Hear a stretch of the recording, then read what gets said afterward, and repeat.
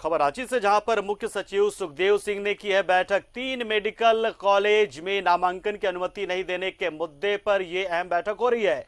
पलामू, दुमका, हजारीबाग के नए medical college का मामला है ये। स्वास्थ्य सचिव नितिन मदन कुलकर्णी और भवन निर्माण सचिव सुनील कुमार बैठक में हुए शामिल।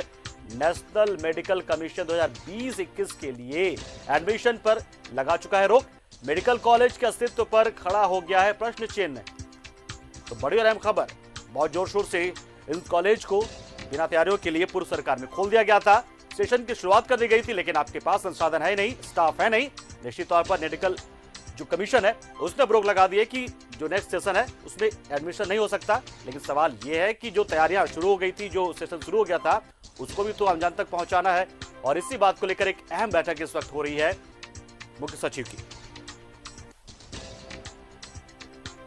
तो बड़ी और खबर बता दें आपको कि पूर्व मुख्यमंत्री रघुवर दास के वक्त में 3 से 4 मेडिकल कॉलेज जो हजारीबाग है, दुमका, इन तमाम मेडिकल कॉलेज को आनन फानन में तैयार करवाया गया था विधानसभा चुनाव से पहले, ताकि जनता को इसके जरिए बताया जा सके कि हाँ, हम काम करते हैं, बहुत सारी चीजें हमारे पास है, हमारी सरकार ने किया है।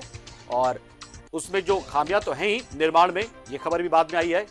लेकिन इसके साथ साथ जो संसाधन जरूरी होने चाहिए मेडिकल कॉलेज को चलाने के लिए, सबसे जरूरी जो संसाधन वो है स्टाफ। तो स्टाफ और जो प्रोफेसर हैं उन्हीं की कमी है।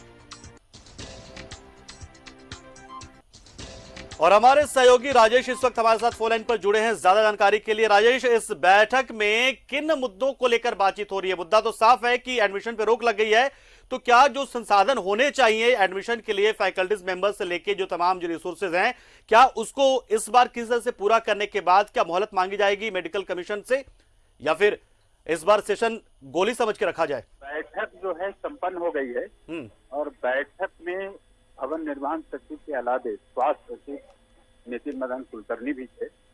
मुख्य सचिव की अध्यक्षता में बैठक प्रोजेक्ट भवन में हो रही थी। विषय ये था कि जब नेशनल मेडिकल कमीशन ने जो अभी पत्र जारी किया है और जिसमें उसने रोक लगा दी है कि 2020-21 बैच के लिए कोई नामांकन नहीं होगा, तो फिर सरकारी महकमे में हड़कंप मचा है। कल हम लोगों ने ये खबर भी दिखाई थी कि किस प्रकार से फैकल्टी की कमी या कुछ आधारभूत संरचना के अभाव के कारण ये इजाजत नहीं मिली है, कमीशन ने इजाजत नहीं दी है। तो अब सरकार ये प्रयास करेगी कि किसी प्रकार से जो इनका एप्लीकेशन रिन्यूअल का है वो कैसे अप्रूव हो, लेकिन फिलहाल तो इसे रद्द कर दिया गया है। अब नेशनल कमीशन ने एक वीडियो कॉन्फ्रेंसिंग 10 अक्टूबर को बुलाई थी, जिसमें ये सरकार की ओर से कोई भी संतोषजनक जवाब नहीं दिया गया।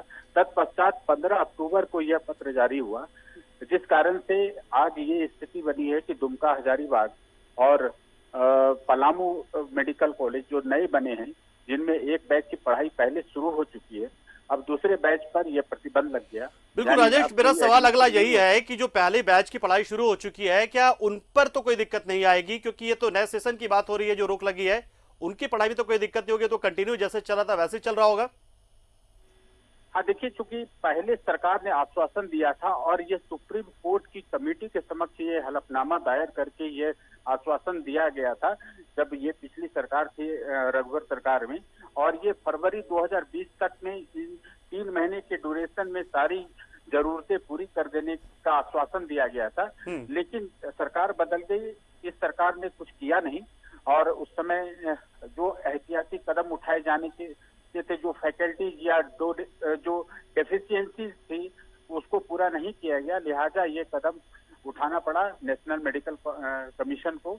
अब देखते हैं कि अभी हमारी बात हो रही थी नितिन मदन कुलकर्णी जो स्वास्थ्य सचिव हैं, लेकिन उन्होंने कुछ कहने से ऑफिशियली इनकार किया।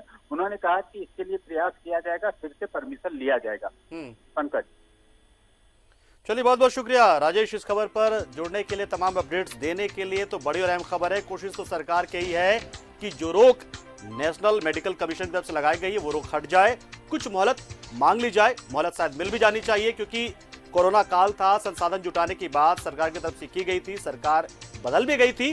तो ऐसे में ये मोहलत मिलनी चाहिए थी। कोरोना काल की वजह से तमाम जो रिसोर्सेज है वो जुटा नहीं पाई सरकार। वैसे में छात्रों के भविष्य से कम से कम खिलवाड़ ना हो, छात्रों को थोड़ी मोहलत मिले, थोड़ी सी राहत मिले ताकि एडमिशन हो, और जो झारखंड के बच्चे हैं या फिर जो देश भर के बच्चों के जिनको एडमिशन यहां पर होगा उन्हें थोड़ी राहत मिल जानी चाहिए।